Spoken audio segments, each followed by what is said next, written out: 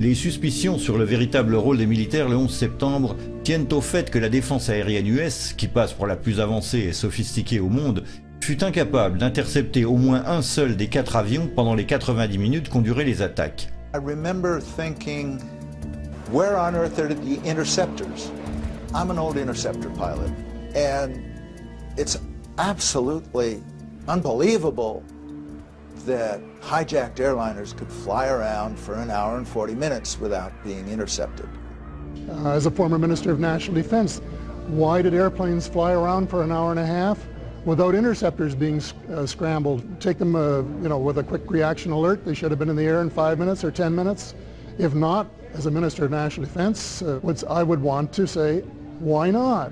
Cette stupéfiante absence de réaction a été soulignée par le sénateur Mark Dayton lors des auditions du Congrès consacrées au 11 septembre. What I find much more shocking and alarming were the repeated and catastrophic failures of the leaders in charge and the other people responsible to do their jobs, to follow established procedures, to follow direct orders from civilian and military commanders. La justification officielle de cet échec consiste en une série malheureuse de bourdes, de défauts de communication et d'erreurs qui ont mené à ce que l'on connaît aujourd'hui sous le nom de théorie de l'incompétence. On that day, you saw a lot of well-meaning, confused people struggling to make sense of a terrible situation. They didn't even know where the planes were. L'un des arguments de cette théorie de l'incompétence est que la défense aérienne avait été conçue pour protéger les USA d'une attaque venant de l'extérieur et non de l'intérieur. The fact is that our air defenses, the whole NORAD system, was not at all geared towards protecting us from domestic aircraft. Quite the contrary. It was all set up to detect aircraft coming in from overseas. La difesa era predisposta per difendersi da attacchi provenienti dall'esterno. L'America era come un castello con un fossato, ma questi hanno usato una catapulta per entrare. Saltando il fossato si sono trovati all'interno, nel ventre mole dell'America, et l'hanno potuta spolpare. Ce que les débunkers oublient de dire, c'est que la responsabilité de surveiller et de détecter d'éventuels détournements sur le territoire US n'a jamais incombé à l'armée. Cela a toujours été du ressort du contrôle aérien civil, la FAA, comme l'explique le secrétaire à la Défense lui-même. So the Department of Defense was oriented externally. Our radars were pointing out, not in, and the FAA was the one that then had the responsibility to say there's a hijack. Comme l'explique le chercheur Nafiz Ahmed, c'est seulement après que les militaires ont reçu la demande de faire décoller leurs avions de chasse. Standard operating procedures dictate that as soon as a plane flies off course, the FAA will contact the plane and try to ask them what is going on. If there is a problem or if they cannot establish radio contact, then immediately the FAA will contact the Pentagon, who will, within a matter of minutes, a maximum of 10 minutes normally, will scramble fighter jets to intercept the civilian plane and to analyze the situation and see what is going on. La responsabilité de la FAA sur l'ensemble de l'espace aérien est clairement établie par cet échange entre militaires le jour du 11 septembre. If you can, hand the fighters over directly to FAA so they're still under FAA control. We're never going to take them. Just work with them, coordinate with them as best that you can with that. Take them to the area and let them handle that airspace. D'après les débunkers, un autre argument de la théorie de l'incompétence, c'est qu'en éteignant les transpondeurs, les pirates de l'air ont rendu très difficile le repérage des appareils sur les radars. That can't be overstated. The fact that once the hijackers turned off the transponders, you had air traffic control who were looking at something like 4,500 primary radar blips. They were trying to pick out the plane that they just lost. Non sapevano dove andare perché i terroristi hanno disattivato un dispositivo che si chiama transponder che localizza l'aeroplano. Spento quello, puff, sparisce il puntino. E dov'è? Non si sa dove è. C'est faux. Lorsqu'un transpondeur est éteint, les contrôleurs aériens perdent l'information sur l'altitude, mais ils peuvent toujours suivre l'avion avec son signal primaire. L'exemple suivant montre le temps qu'il a fallu au contrôle aérien pour retrouver le vol American 11 sur les écrans après qu'on lui a pris le détournement de l'avion. Good morning, Washington. I got a situation here with American 11. We believe it's by possible hijack. Okay, tell me more. We lost radio communications with him. Then we lost his transponder. And right now the aircraft is just west of Albany going southbound. Okay, I see him.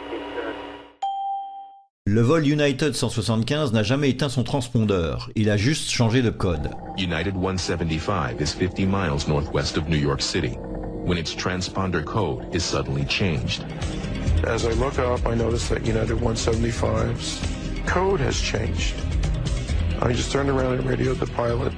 My exact words were, United 175, recycle transponder squawk. Hijacker Al-Shehhi obviously intended to turn off that transponder, but because he just changed codes and didn't turn it off, he still left the controllers with a very clear indication of the normal return from an aircraft that was squawking, that's what we call it, with the altitude.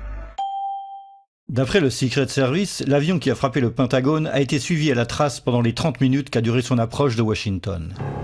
Nelson Garabito was the Secret Service agent in charge of protecting the White House airspace. First thing I did is I picked up the phone to call my contact, the FAA. He said we have 4 planes outstanding.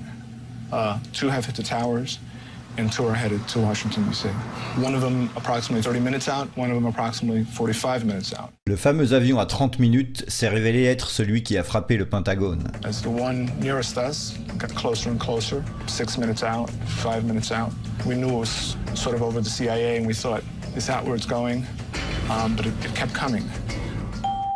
Le vol United Airlines 93 était également suivi au radar après son détournement. We were tracking United 93 and I was in conversation with the FBI agent and he was relaying to me that we suspect that this aircraft has now been taken over by hostile forces, described the sharp turn it made over eastern Ohio and now is heading back along southwestern Pennsylvania. L'avion était suivi seconde par seconde, pratiquement en temps réel. Right now he is west of Johnstown still, 12 miles. À un moment, il a même rallumé son transpondeur, montrant ainsi non seulement sa position, mais aussi son altitude. It looks like he's still turning. Hey, his transponder just came back on and it was showing 8,000 feet, 200. 8,200 feet? 8,200 feet and he's on the same code that he was before. Mis à part quelques périodes de confusion, les 4 appareils ont été suivis à la trace par le contrôle aérien pendant tout leur vol. La véritable raison de l'échec de la défense pour intercepter les 4 avions le 11 septembre semble être le nombre élevé d'exercices militaires menés par le NORAD depuis la base de Cheyenne Mountains dans le Colorado. Comme le fait remarquer Webster Tarpley dans son livre La terreur fabriquée Made in USA, les exercices d'état-major ou de commandement sont parfaits pour un réseau putschiste. Cela permet de mener des opérations en utilisant les mêmes systèmes de communication et de calcul que les autres officiers qui ne font pas nécessairement partie de l'opération illégale. Il est intéressant de noter que le soir du 10 septembre, le niveau de sécurité du système informatique du NORAD, appelé Infocon, a été ramené à normal, qui est le plus bas niveau. Cela a pu faciliter la tâche de qui aurait voulu pénétrer ou attaquer le réseau informatique du système de défense aérienne. Le 11 septembre, entre 4 et 10 exercices militaires avaient lieu, certains incluant de faux détournements d'avions de ligne. Ce nombre inhabituel d'exercices militaires a eu 2 effets majeurs. Le premier a été de déplacer un nombre important d'avions de chasse vers le Canada et l'Alaska, le deuxième de créer une grande confusion dans le système de défense au moment où les véritables détournements étaient signalés. We have a hijacked aircraft headed towards New York, and we need someone to scramble some F-16s or something up there to help us out. Is this real world or exercise? No, this is not an exercise, not a test. Le processus d'autorisation de décollage des chasseurs fut lent et compliqué. Hey, I just talked to Otis here, and they said they needed a NEADS authorization. La confusion et le stress ne firent qu'augmenter. I don't know where I'm scrambling these guys to. I need a direction, destination. Par moments, les communications étaient saturées. If you could do me a favor and have them call us, we cannot call out for some reason. Certains militaires ont rapidement réalisé que les simulations posaient problème. You know, let's get rid of this goddamn sim. Hey, turn the sim switches off. Just get rid of that crap. I hope to cancel the exercise because this is ridiculous.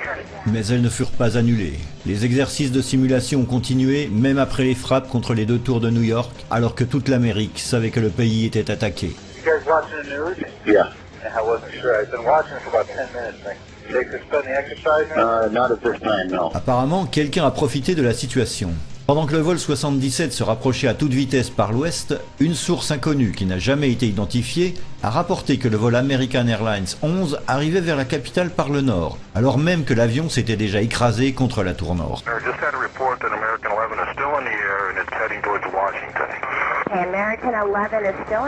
Cela attira toute l'attention sur ce que l'on a appelé l'avion fantôme. Les chasseurs de la base de l'Anglais se préparèrent à l'intercepter.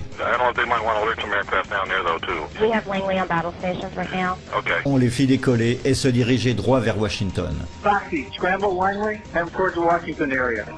Mais un autre poste de commandement dénommé Giant Killer renvoya les chasseurs au-dessus de l'océan. Cela en irrita certains au centre des opérations. Mais l'avion qui se dirigeait vers le Pentagone était déjà au-dessus de Washington et il était trop tard pour que les chasseurs de l'Anglais puissent l'intercepter. Même après la frappe du Pentagone, les exercices militaires ne furent pas suspendus. Et à nouveau, alors que le vol UA-93 était détourné, une autre fausse alerte focalisa l'attention dans la direction opposée. Did you get the word? I got a Delta 89er southeast of Toledo. That's a hijack. They think it's possible hijack. Fuck. South of Cleveland. We have a code on it now. Good. Pick it up. Find it. Fuck. Another one. Le major Nassipani s'est tourné vers la base de l'US Air Force de Toledo. I'm sorry to be so brief and quick on this, but there's another possible hijack about 50 miles east of Toledo. And you guys are the closest, and we need somebody airborne. Mais au lieu d'obtenir de l'aide, son autorité fut remise en cause. What authority is this coming from? What authority is this coming from? The DO is the best I can tell you. Nassipani fit part de sa frustration à son supérieur, le colonel Marr. He's going to tell his commander.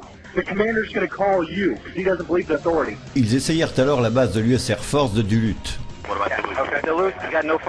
Nassipani essaya les bases toujours plus à l'ouest en quête d'assistance. Hey, Kenny. This is Nasty. How you doing? Hey, doing all right. Hey, we're not doing so good right now. What I'd like to do, possibly steal some aircraft out of Fargo from you guys. Mais là non plus, aucun avion n'était en état d'alerte prêt à décoller. Ils essayèrent la base de Syracuse, qui avait besoin d'un délai de 20 minutes. Ils tentèrent Alpena, mais les avions revenaient tout juste de leur entraînement. Ils cherchèrent alors des avions déjà en vol pour les exercices. Mais ces avions étaient à sec à ce moment-là. Lorsque des chasseurs armés et avec le plein purent enfin décoller, le vol Delta se révéla n'être qu'une fausse alerte.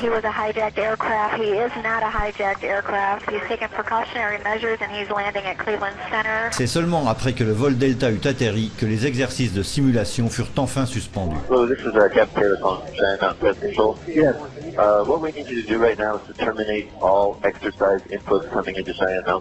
À cet instant, le quatrième avion n'était déjà plus qu'un amas de débris fumants. Le général Myers, qui représentait la plus haute autorité militaire le 11 septembre, a nié que ces exercices aient affecté d'une quelconque manière les capacités de réponse militaire. Activities of the 4 war games going on September 11th actually impaired our ability to respond to the attacks. The answer to the question is no, did not impair our response. Le général Myers oublie de dire que ce matin du 11 septembre, seuls 4 avions étaient armés et prêts pour intercepter les terroristes dans la partie est du pays. I've determined, of course, that with only 4 aircraft, we cannot defend the whole northeastern United States. That was the sensation of frustration, of I don't have the forces available to do anything about this. Au lieu de cela, Myers a suggéré que les exercices ont aidé les militaires à réagir. General Eberhard, who was in the commander of North American Aerospace Defense Command, as he testified in front of the 9/11 Commission, I believe he told them that it enhanced our ability to respond. What that means is all the battle positions that are normally not filled are indeed filled. So it was an easy transition from an exercise into a real-world situation. Là encore, Myers oublie de dire que la transition est survenue seulement après la fin des événements tragiques, autour de 11 heures. By 11 o'clock, the sense of alarm had spread across the country. Fighter jets actually patrolling the skies. It was a war zone. Our skies were turned into a war zone. Everywhere you turn, it was military jets and helicopters everywhere. George Bush est revenu à Washington le soir du 11 septembre. The president finally returns to Washington. An escort of 6 helicopters was waiting for him. 300 fighters were defending the skies. S'il y avait eu 300 chasseurs prêts à défendre le ciel ce matin du 11 septembre 2001, les attentats se seraient-ils déroulés de la même façon? Cela nous amène à la question centrale. Le choix d'organiser autant d'exercices le même jour est-il le fruit d'un malencontreux hasard ou bien était-il intentionnel? Pour répondre à cette question, il nous faut étudier plus avant certains avertissements reçus par les USA dans les mois qui ont précédé le 11 septembre. By the spring of 2001, the system was blinking red, according to intelligence chiefs. L'administration US a toujours affirmé qu'elle savait que des attentats étaient en préparation, mais qu'elle n'avait aucune information spécifique à leur sujet. I knew there was another attack planning. I knew there was another attack coming. And the obvious question behind that is, well, why didn't you do something about it? We had no specific information. It was not specific as to time, nor place, nor manner of attack. No specific threat involving really domestic operation or involving what happened, obviously, the city's airliner and so forth. There were no warning signs that I'm aware of that would indicate this type of operation in the country. Toutes ces affirmations sont fausses. Une enquête conjointe du Congrès sur le 11 septembre a révélé qu'au printemps et à l'été 2001, un déluge d'avertissements était arrivé concernant de possibles attentats terroristes aux États-Unis, certains utilisant des avions comme armes. Comme l'écrit le New York Times, les officiers de l'aviation avaient été prévenus dès 1998 qu'Al-Qaïda se préparait à détourner un vol commercial et à frapper un édifice sur le sol américain. Le London Times a révélé que les services secrets britanniques, le MI6, avaient prévenu ses homologues américains au sujet d'un complot visant à détourner des avions et à les précipiter contre des bâtiments, et ce 2 ans avant les attentats du 11 septembre. Le président russe Vladimir Poutine a déclaré publiquement qu'il avait ordonné à ses services de renseignement de prévenir les États-Unis durant l'été 2001 que des pilotes kamikazes s'entraînaient pour attaquer des cibles américaines. Les renseignements allemands ont alerté la CIA en juin 2001 à propos de terroristes du Moyen-Orient s'entraînant à des détournements d'avions. Le Sunday Herald a confirmé le fait que la Grande-Bretagne a fourni au président Bush un avertissement formel concernant le détournement de plusieurs avions de ligne environ 1 mois avant les attentats du 11 septembre. Et il y a aussi le fameux mémoire du 6 août. President Bush was told in August that Osama bin Laden might be planning an attack involving the hijacking of U.S. aircraft. It's titled Bin Laden Determined to Strike in U.S. The 2-page memo states, FBI information indicates patterns of suspicious activity in this country, consistent with preparations for hijackings or other types of attacks. Et ce n'est peut-être pas un hasard si le FBI, 6 semaines avant le 11 septembre, a averti son propre patron de ne pas voler sur les vols commerciaux. Why is the Attorney General of the United States doing all his air travel by specially chartered jet? The Justice Department cited what it called a threat assessment by the FBI and said Ashcroft has been advised to travel only by private jet for the remainder of his term. À ce moment, on peut se poser les questions suivantes. Sachant que les attentats étaient imminents, qu'ils impliquaient le détournement de plusieurs avions de ligne, mais sans en connaître ni le lieu ni la date, cela constituait de bonnes raisons pour renforcer les défenses aériennes et pour mettre en état d'alerte plus de chasseurs que d'habitude sur tout le territoire. Pourquoi alors organiser autant d'exercices le même jour, tout en ne laissant que 4 avions de chasse en alerte pour défendre justement la partie du pays la plus susceptible d'être attaquée? Mais ce qui sema encore plus de confusion dans cette situation fut toute une série de remplacements de dernière minute et d'absences inexpliquées dans la chaîne de commandement. Le général Henry Shelton occupait le poste de président des chefs d'état-major, mais il était absent le 11 septembre et fut remplacé par son adjoint, le général Myers. Le directeur national des opérations à la FAA se nommait Ben Sliney. Le matin du 11 septembre, Sliney occupait ce poste depuis à peine 24 heures. Les protocoles exigeaient que ce soit Sliney qui parle directement avec le coordinateur des détournements aériens, le général Mike Canavan. Mais ce jour-là, Canavan se trouvait à Porto Rico et il avait apparemment oublié de désigner un remplaçant. À propos de la confusion qui s'en est suivie, M. Sliney a déclaré « C'est incroyable, il n'y a qu'une seule personne, il y a bien quelqu'un qui a été désigné ou qui va assumer la responsabilité d'émettre un ordre. » À la tête du Centre national de commandement militaire se trouvait le général Montague Winfield. Cependant, le soir du 10 septembre, Winfield avait demandé au capitaine Charles Leidig de prendre sa place le lendemain matin. Leidig venait tout juste d'obtenir son habilitation, et le 11 septembre fut son premier jour à ce poste. Le colonel Marr dirigeait le centre de commandement des opérations du NEADS, Lorsque Marr appela son supérieur, le général Arnold, pour demander l'autorisation de faire décoller des chasseurs de la base d'Otis, on lui répondit qu'Arnold était en pleine réunion et qu'il ne pouvait pas être joint par téléphone. Marr dut alors envoyer un messager chercher Arnold. De précieuses minutes furent ainsi perdues, tandis que Marr attendait l'appel d'Arnold. Et lorsque finalement les chasseurs décollèrent, il était trop tard pour intercepter le vol 11 d'American Airlines. Au sommet du commandement du NORAD se trouvait le général Ralph Eberhart sur la base de Peterson dans le Colorado. Eberhart expliqua à la commission sur le 11 septembre qu'il avait appris le premier détournement pratiquement au moment où le vol AA-11 percutait la tour nord. Il était alors revenu à son bureau et avait vu les images de CNN montrant l'explosion au World Trade Center. Après le deuxième impact d'avion, écrit la commission, il était devenu évident pour Eberhart qu'une attaque terroriste coordonnée était en cours. À ce moment, Eberhart appela le général Myers pour le tenir informé de la situation. Pourtant, même si les deux généraux savaient que le pays était attaqué par des avions détournés, aucun d'eux ne suggéra de mettre fin aux exercices militaires et de rappeler le plus vite possible les chasseurs disponibles. De plus, au lieu de se précipiter sur leur téléphone et de prendre en main la situation au moment crucial de cette journée, Eberhart décida de se rendre en voiture à Cheyenne Mountain depuis la base de Peterson. Ce trajet de 30 minutes le mit totalement hors jeu, puisque Eberhart ne pouvait recevoir d'appel, tandis que les officiels de haut rang hésitaient sur la conduite à tenir. C'est le général Eberhart qui avait pris la responsabilité d'abaisser le niveau de sécurité du système informatique la veille au soir.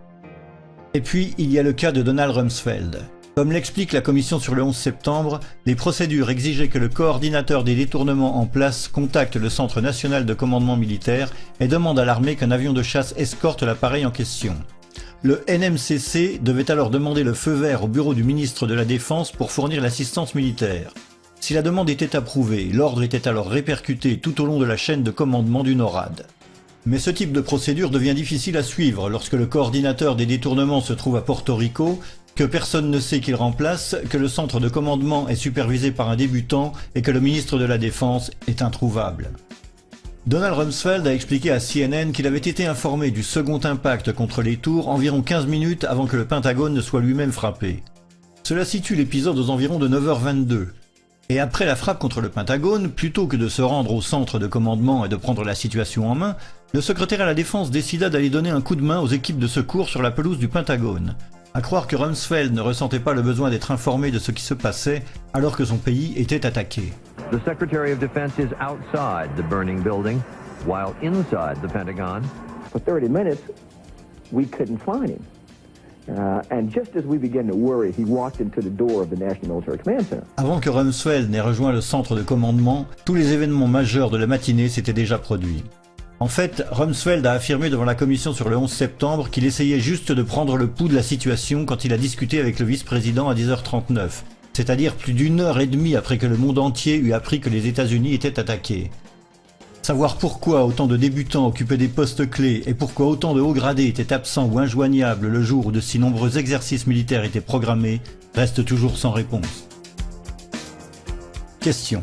Une fois qu'Eberhart s'est rendu compte que le pays était attaqué par des avions de ligne détournés à 9h03, pourquoi n'a-t-il pas immédiatement suspendu les exercices militaires et rappelé tous les chasseurs à leur base?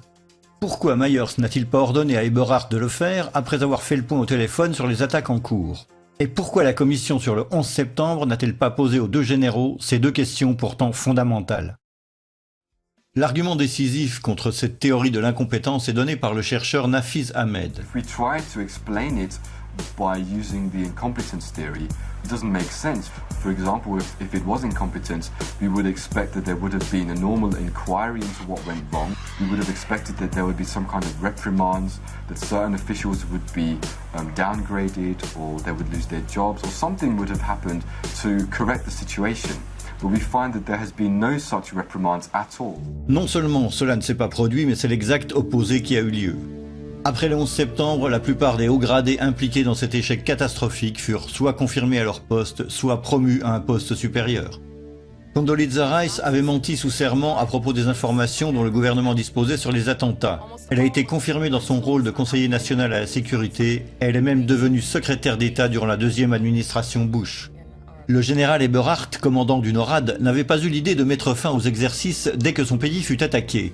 Il fut choisi pour diriger le tout nouveau US Northern Command, qui selon le département de la Défense, est la principale organisation militaire de défense interne du territoire. Donald Rumsfeld, qui avait réagi plus en touriste qu'en ministre de la Défense, a conservé son poste au Pentagone et a bénéficié du plus gros accroissement de budget militaire depuis la guerre du Vietnam. Richard Myers, malgré la faillite totale de son commandement, a été promu président des chefs d'état-major, le plus haut poste militaire aux États-Unis.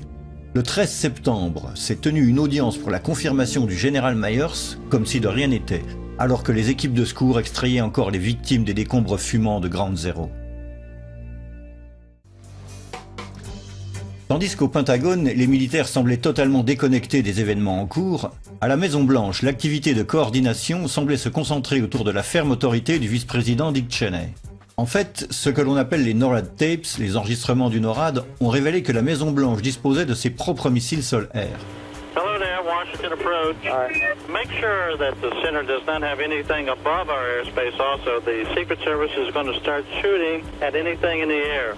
I just got a call from Washington. They said that if there's anything above their airspace, the Secret Service is going to free fire. Cet échange qui a eu lieu vers 10 h du matin jette une lumière nouvelle sur l'une des questions les plus controversées du 11 septembre. Le témoignage sous serment du ministre des Transports, Norman Mineta, devant la commission en mai 2003. Mineta est interrogé sur les événements qui se sont produits dans le bunker souterrain de la Maison-Blanche appelé le Peacock. C'est de là que Dick Cheney a pris la situation en main après qu'il eut convaincu le président Bush de rester loin de Washington pour des raisons de sécurité. Pour bien comprendre les implications de cette affaire, il faut garder deux choses en mémoire. La première, d'après la version officielle, le vol 77 a frappé le Pentagone à 9 h 37 et le vol 93 s'est écrasé en Pennsylvanie à 10 h 03. C'est sur cette période de 26 minutes que repose la question de la crédibilité du vice-président quant à son rôle pendant les attentats du 11 septembre. La deuxième chose à garder en tête est que l'ordre d'abattre les avions civils est venu du président via le vice-président, mais seulement une fois que le Pentagone eut été frappé par le vol 77. When the third plane hit the Pentagon, the magnitude of the attacks grew dramatically. We didn't know if there were other planes that had been hijacked. So the first decision I made on Air Force One was to give our Air Force orders to shoot down commercial aircraft that did not respond. Cela signifie que tout ordre émis avant que le Pentagone ne soit percuté ne peut avoir été l'ordre d'abattre l'avion. Pourtant, lorsque Hamilton, le coprésident de la commission, demanda des éclaircissements à propos de cet ordre, une chose inattendue apparut dans le témoignage de Norman Mineta. And we had that order given, I think it was by the president, that authorized the shooting down of commercial aircraft that were suspected to be controlled by terrorists. Were you there when that order was given? No, I was not. I was made aware of it during the time that the airplane coming in to the Pentagon. There was a young man who would come in and say to the Vice President, the plane is 50 miles out. The plane is 30 miles out. And when it got down to the plane is 10 miles out, the young man also said to the Vice President, do the orders still stand? And the Vice President turned and whipped his neck around and said, of course the orders still stand. Have you heard anything to the contrary? Well, at the time I didn't know what all that meant. And the flight you're referring to is the flight that came into the Pentagon. Yeah. La déposition de Mineta posait un problème majeur. Vu que l'ordre d'abattre tout avion menaçant fut donné seulement après le crash du Pentagone, l'ordre de Cheney sonnait vraiment comme celui de ne pas abattre l'avion. Hamilton a immédiatement suggéré que Mineta avait assisté à un ordre d'abattre l'avion. Let me see if I understand that the plane that was headed toward the Pentagon and was some miles away, there was an order to shoot that plane down. Well, I don't know that specifically. Romer, un membre de la commission, a repris là où Hamilton s'était arrêté. You said, if I understood you correctly, that you were not in the room when the decision was made to what you inferred was a decision made to attempt to shoot down Flight 77 before it crashed into the Pentagon. Is that correct? I didn't know about the shooting, the order to shoot down. Roemer tenta ensuite de suggérer une solution différente. Was there another line of communication between the Vice President and you said you saw Mr. Richard Clark on your way in? Was Clark running an operations center as well on that day? Dick was in the Situation Room. So there was a Situation Room making decisions about what was going to happen on shoot-downs as well as the PIOC? I don't believe they were making any decisions. I think they were more information gathering from various agencies. Could it have been in the Situation Room where somebody in the Situation Room recommended the shoot-down and the Vice President agreed to that? Commissioner Roemer, I would assume that a decision of that nature would have had to be made at a much higher level than the people who were in the Situation Room. Incapable de résoudre cette incohérence, la commission prit une série de décisions extrêmement graves. D'abord, elle exclut purement et simplement le témoignage de Mineta de son rapport final. Dans les 560 pages du rapport, Norman Mineta n'est cité qu'une seule fois à propos d'un fait non lié à ce témoignage. Sa présence dans le PIOC n'est jamais reconnue, et la portion de vidéo que vous venez de voir a été retirée du site officiel de la commission et n'est plus accessible. Ensuite, la commission a déplacé l'arrivée de Dick Cheney dans le PIOC après que le Pentagone eut été frappé. Dans le rapport final, on lit « Le vice-président est arrivé dans le tunnel souterrain menant à l'abri à 9h37, qui est précisément l'heure à laquelle le Pentagone a été percuté. » La commission a affirmé que Dick Cheney était resté dans ce tunnel pendant plus de 20 minutes, au cours desquelles il avait tenté d'appeler le président et qu'il n'était entré dans le PIOC qu'à 9h58. La raison pour laquelle le vice-président est resté plus de 20 minutes à essayer de téléphoner alors que le PIOC est spécialement équipé pour ça n'a jamais été expliquée. Finalement, la commission a déplacé l'échange avec le jeune homme après 10 heures et en a réécrit le contenu de manière à le faire coïncider avec la version officielle. Dans le rapport final, on peut lire « Entre 10h10 et 10h15, un aide de camp a dit au vice-président et aux autres personnes présentes que l'avion était à 80 miles. L'autorisation du vice-président Cheney a été sollicitée pour abattre l'avion. L'aide de camp est revenu quelques minutes plus tard et a dit que l'avion se trouvait à 60 miles. Il a de nouveau demandé l'autorisation de l'abattre, le vice-président a de nouveau donné son accord. » En somme, la fenêtre de temps décrite par Mineta pendant que l'avion s'approchait du Pentagone a été placée entre 10h10 et 10h15 dans le rapport de la commission. Et dans ce même rapport, les 50 miles mentionnés par Mineta sont devenus 80 puis 60 miles. Les 30 miles puis 10 miles évoqués par Mineta ont tout simplement été supprimés. Et l'ordre informel émis par Dick Cheney au jeune homme est devenu un ordre spécifique d'abattre l'avion. Et puisque l'épisode a été déplacé après 10 heures, la commission peut dorénavant affirmer que l'échange dont Mineta a été le témoin se référait au vol 93, quand l'ordre d'abattre était déjà en place et non plus au vol 77 qui a officiellement frappé le Pentagone. Il reste pourtant un problème avec cette version. Norman Mineta devait être plongé dans un état de confusion totale lors de ses dépositions, puisqu'il ne pouvait pas s'être trouvé dans le PIOC avec le vice-président au moment où le Pentagone était percuté. Pour appuyer cette théorie, les débunkers mettent en avant une phrase de Mineta qui a déclaré que lorsqu'il est arrivé à la Maison-Blanche, celle-ci était en train d'être évacuée. Étant donné que l'ordre officiel d'évacuation a été émis à 9h45, disent les débunkers, Mineta ne peut pas avoir été avec le vice-président au moment où le Pentagone était frappé. Stavano evacuando la Casa Bianca quando ci sono arrivato. Quindi questa informazione ci permette di localizzare cronologicamente il momento in cui Mineta è entrato alla Casa Bianca. Mais dans la même déposition, Mineta déclare également qu'il est arrivé au PIOC vers 9h20. Il est donc probable qu'il se référait à des personnes qui avaient déjà commencé à quitter la Maison-Blanche avant l'ordre officiel d'évacuation. CNN a en effet rapporté à 9h52 qu'une évacuation de la Maison-Blanche avait commencé tranquillement environ 30 minutes plus tôt, bien avant l'ordre d'évacuation. Mais le principal problème de la version de Cheney arrachée à son bureau à 9h37 est Dick Cheney lui-même. En effet, le 16 septembre, soit 5 jours après les attentats, Cheney a déclaré lors de l'émission Meet the Press qu'il avait été emmené dans le bunker peu de temps après l'impact contre la deuxième tour qui eut lieu à 9h03. So we turned on the television and watched for a few minutes and then actually saw the second plane hit the World Trade Center. I talked to the president while I was there over the next several minutes watching developments on television, and as we started to get organized to figure out what to do, my Secret Service agents came in, and they hoisted me up and moved me very rapidly down the hallway. down some stairs, through some doors, and down some more stairs into an underground facility. And they did that because they'd received a report that an airplane was headed for the White House. Il existe également de nombreux témoignages, tous plus crédibles les uns que les autres, confirmant que Cheney a été évacué de son bureau peu après 9h03. ABC News a cité le photographe de la Maison-Blanche, David Borer, qui a déclaré que juste après 9h, le vice-président Cheney était dans son bureau de l'aile ouest lorsque 2 ou 3 agents sont entrés et lui ont dit « Monsieur, il faut venir avec nous ». Le New York Times a fourni le même récit. À 9h03, alors que le vice-président regardait la télévision, le deuxième avion détourné explosait contre les tours jumelles. À cet instant, le Secret Service est arrivé et l'a immédiatement emmené au PIOC. Richard Clarke, dans son livre Against All Enemies, écrit que peu après la seconde frappe, Cheney a commencé à rassembler ses papiers.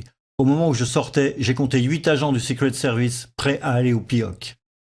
La secrétaire du président Bush, Ashley East, a déclaré « Quand le deuxième avion a frappé, je n'ai pas réalisé tout de suite ce qui se passait. Et puis j'ai entendu un bruit, comme un corps heurtant une porte. J'ai jeté un œil dans le couloir et j'ai vu le vice-président avec le Secret Service. Il le tenait soulevé et courait avec lui. À ce moment-là, j'ai compris ce qui se passait. » L'ancien ministre adjoint de la Défense, Eric Edelman, a déclaré lors de sa déposition « J'étais dans le PIOC avec le vice-président lorsque nous avons entendu dire qu'il y avait eu une explosion au Pentagone. » Et même après 10 ans, Dick Cheney n'a pas changé sa version d'un iota. As we watched, we saw the second plane strike, and then we knew it was a terrorist attack. Then my Secret Service agent, lead agent, came bursting through the door of my office and said, "Sir, we have to leave now." Tandis que tous ces témoignages placent Cheney dans le PIOC à l'heure où le Pentagone était frappé, la commission sur le 11 septembre a reconnu que l'horaire de 9h37, quand Cheney serait entré dans le tunnel, était basé sur les données de sécurité qui ne sont plus disponibles. Et chose plus importante que toutes les autres, Mineta lui-même se rappelle avoir été aux côtés du vice-président au moment où le Pentagone était frappé. So then someone came in and said, Mr. Vice President, there's been an explosion at the Pentagon. De plus, Mineta n'a jamais changé de version au cours du temps. Il a maintenu à la fois l'endroit et l'horaire de cet épisode. Then all of a sudden, as I was talking to him, he said, I lost the bogey, lost the target. I said, well, where is it? He said, well, somewhere between Roslyn and National Airport. And about that time, someone broke into the conversation. Said, Mr. Secretary, we just had a confirmation from a Arlington County police officer saying that he saw an American Airlines plane go into the Pentagon. Le fait que l'échange auquel Mineta a assisté concerne bien le vol sur le point de percuter le Pentagone ne fait donc aucun doute.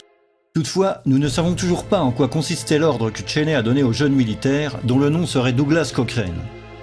En 2010, des chercheurs ont remonté la piste et retrouvé M. Cochrane. Ils lui ont demandé de clarifier en quoi consistaient les ordres de Cheney. M. Cochrane a confirmé être la personne impliquée dans cet échange, mais il n'a pas voulu en dire plus. Il a simplement déclaré que tout ce qui s'est passé ce jour-là a été très bien documenté. Le rapport de la commission est le récit qui fait autorité sur les événements du 11 septembre, je n'ai rien à ajouter. En fait, il apparaît qu'en 2004, la commission avait entendu M. Cochrane, cette aide de camp du vice-président, à propos de l'avion à l'approche et de la formulation de l'ordre de l'abattre. Mais cette entrevue reste inaccessible au public et est toujours classifiée. En attendant que ce document soit rendu public, il est possible de mettre bout à bout les informations que nous avons. 1. L'espace aérien au-dessus de Washington est classé Bravo, c'est-à-dire espace interdit. Il porte le nom de Zone interdite P-56. Tout avion voulant y pénétrer doit obtenir l'autorisation du contrôle aérien, ses communications radio doivent être actives dans les deux sens, de même que ses transpondeurs. 2. Comme l'explique l'ancien ministre de la Défense Caspar Weinberg, en période de crise, l'espace aérien de Washington est totalement fermé.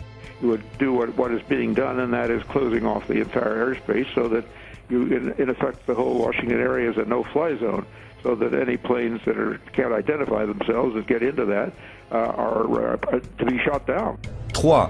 La Maison-Blanche dispose de ses propres missiles sol-air. Hello there, Washington approach.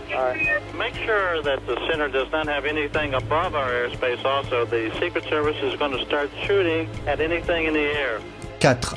Alors qu'un avion inconnu approchait de l'espace protégé, il n'avait pas l'autorisation des contrôleurs aériens. Sa radio était coupée, de même que ses transpondeurs. He said, we're tracking an airplane coming in, but the transponder has been turned off. So we don't have any identification on the airplane We know it's coming in fast.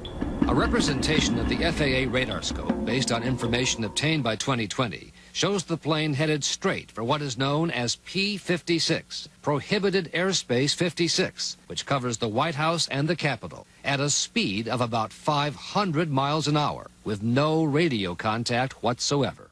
Cela en faisait un candidat parfait pour un ordre d'abattre, surtout après les 2 frappes contre les tours jumelles. 5. Le Secret Service avait connaissance de l'approche de l'appareil depuis 30 minutes. Il est donc probable qu'ils étaient prêts à l'abattre si cela devenait nécessaire. One of them approximately 30 minutes out, one of them approximately 45 minutes out. So we knew we had some time, but little time. Mais personne n'a levé le petit doigt, alors que la menace inconnue fonçait sur la capitale.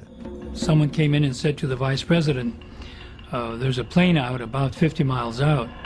As the one nearest us got closer and closer, 6 minutes out, 5 minutes out. The same person said to the Vice President, Mr. Vice President, there's a plane 30 miles out.